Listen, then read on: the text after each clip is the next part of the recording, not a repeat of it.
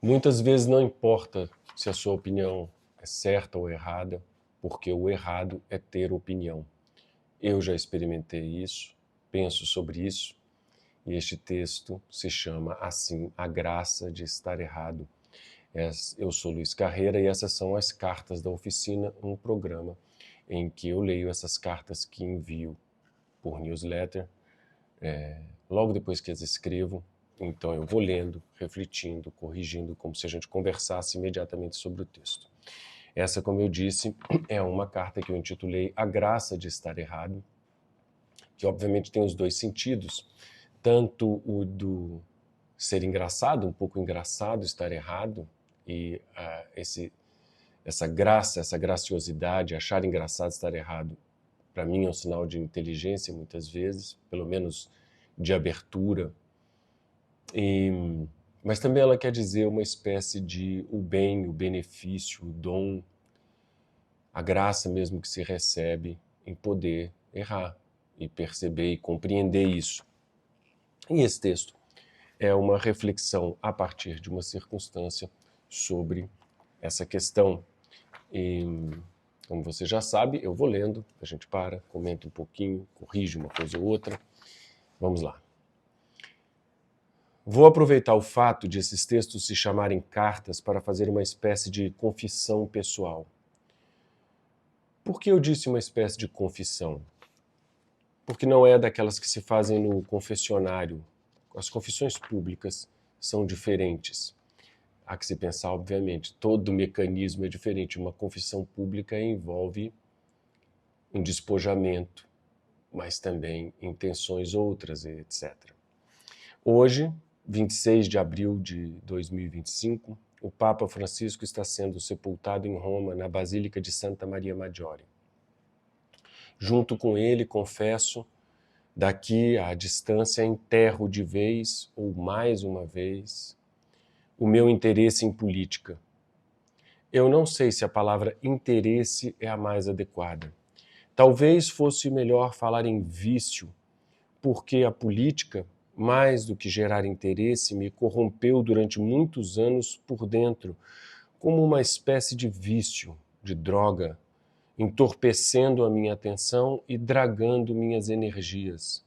Nos últimos anos tenho tentado limpar meu espírito dessa porcaria da política, mas leva tempo, é difícil. Sim, esse é um tema que me interessa muito, um tema que aparece em diversas abordagens, desde minha escrita ficcional, aulas, escrita ensaística, que é a dificuldade de se libertar da droga da política tão comum desde a minha geração até hoje, que permeia a nossa educação e ela, como uma droga, entorpece a nossa atenção, a coloca em lugares errados e de modo errado e drena a nossa energia.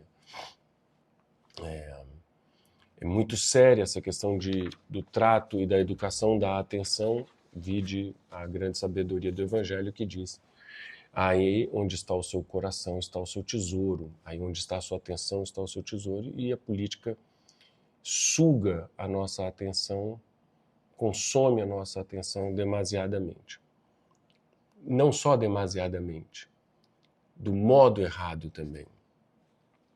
O Papa Francisco, acusado de político e defendido como político, hoje me ajuda nessa luta contra a política. Ele me estende agora, depois de morto, o lenço limpo da sua simplicidade, que é muito mais profunda do que a minha profundidade, para eu enxugar as minhas lágrimas arrependidas. Eis a confissão. Eu tinha certas reservas em relação ao Papa Francisco por motivos políticos, por achar que havia na sua atuação pública um certo viés ideológico. Como é bom achar uma coisa, não é? Ainda mais uma ideia, um juízo. Você acha. A gente acha e pronto. Tudo parece resolvido. Mas voltando à frase que abre o parágrafo anterior, que vergonha. Que ridícula é a palavra reservas nesse contexto. Que arrogância ela carrega e que ignorância ela revela. Quer dizer que um cristão michuruca como eu tinha reservas em relação ao Papa? É isso mesmo? E como isso é cômico? E é estúpido porque as tais reservas brotavam como ervas daninhas do que eu via dele por notícias de quem o acusava e de quem o defendia, ou seja, de quem o usava. Formei minha opinião sem olhar direto para ele, sem assistir às suas homilias, sem ler seus documentos, sem me demorar em suas entrevistas, sem jamais acompanhar uma única missa sua. Bem, aqui talvez você espere a virada do texto, o ponto em que eu digo que, então, mudei de opinião. Mas não, eu não mudei de opinião, eu simplesmente joguei fora a minha opinião e joguei-a na lata do lixo não reciclável. Isso é muito importante, não é uma mudança de opinião. É como está no início desse vídeo. É o abandonar da opinião, o que é algo muito diferente. A própria fissura em formar opinião é um sintoma da doença política. Em muitos casos, na realidade, não na política, na realidade e na política, que faz parte da realidade, em muitos casos, não importa ter opinião certa ou errada, porque o errado é ter opinião. E como no caso do Papa Francisco, eu já errei muito assim. Às vezes, uma verdade se revela depois de longo estudo, pesquisa. Às vezes, revela-se num susto, como uma epifania. E às vezes, ela se revela por insistência, porque está ali, porque permanece, perdura. A verdade da minha burrice tem sido assim, insistente. Eu sou lento.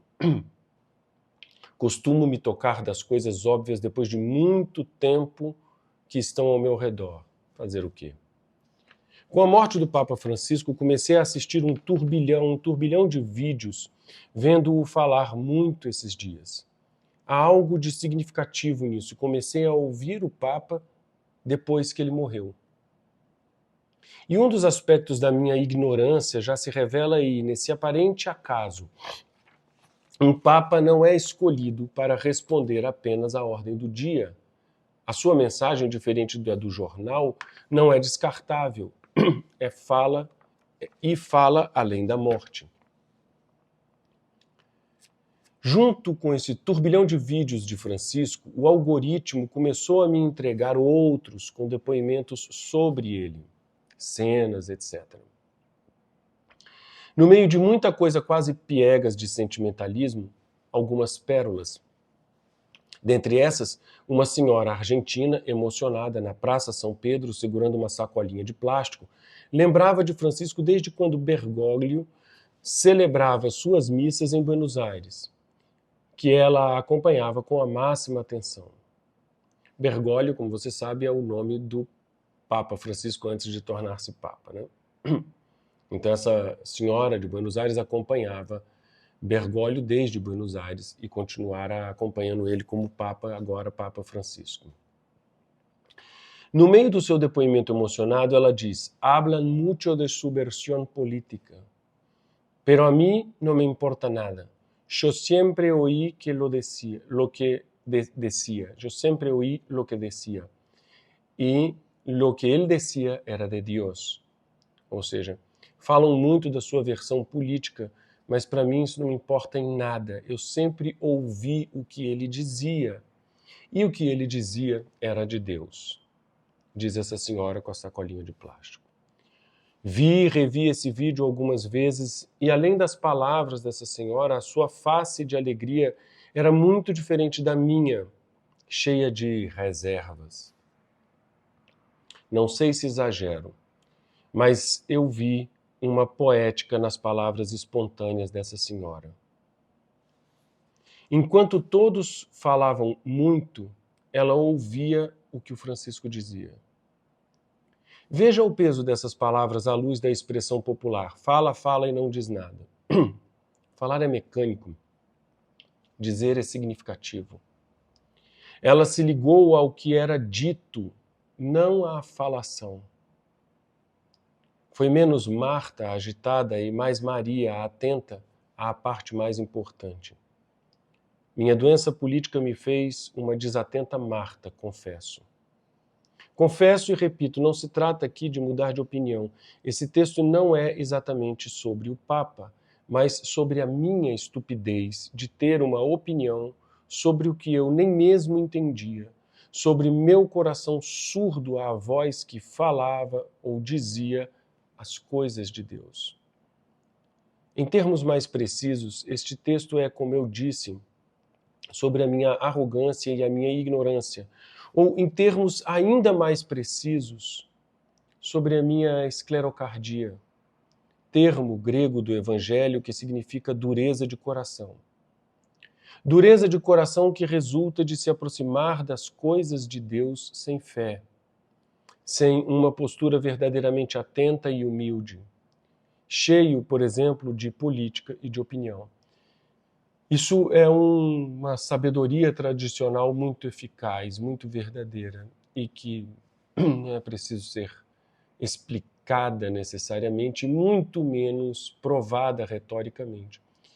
É que há muita desgraça em se aproximar do sagrado sem uma postura correta, em qualquer tradição, em qualquer cultura.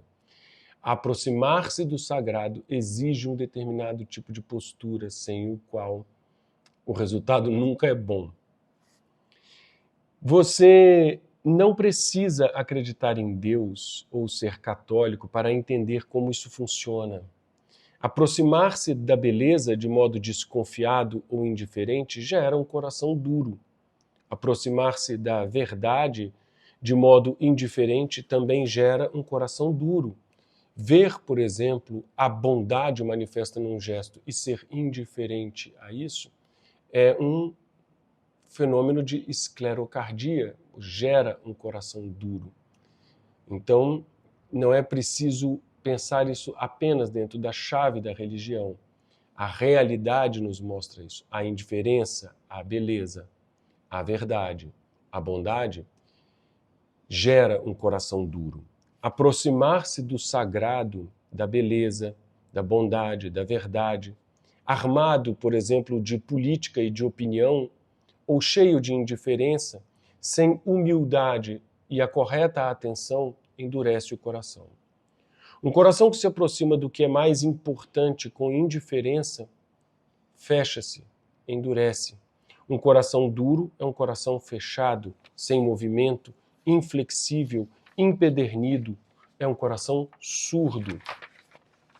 O coração daquela senhora, aparentemente sozinha, simples, emocionada, segurando sua sacolinha de plástico, era muito mais aberto do que o meu, muito mais inteligente do que o meu, que estava cheio de ideias.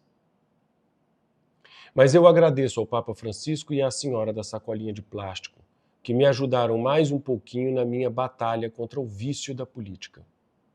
A reabilitação de um drogado é um caminho longo e começa pela confissão, começa por assumir a si mesmo que precisa de ajuda. O entorpecente da política é uma droga pesada. Esta confissão que faço aqui não é, como eu disse, e repito de novo, porque o nosso olhar viciado insiste em se desviar do que é mais importante. Não é uma mudança de opinião, é uma libertação da opinião. É uma tentativa de recuperar um coração atento, movido pela graça de estar errado. Muito obrigado e até a próxima Carta da Oficina.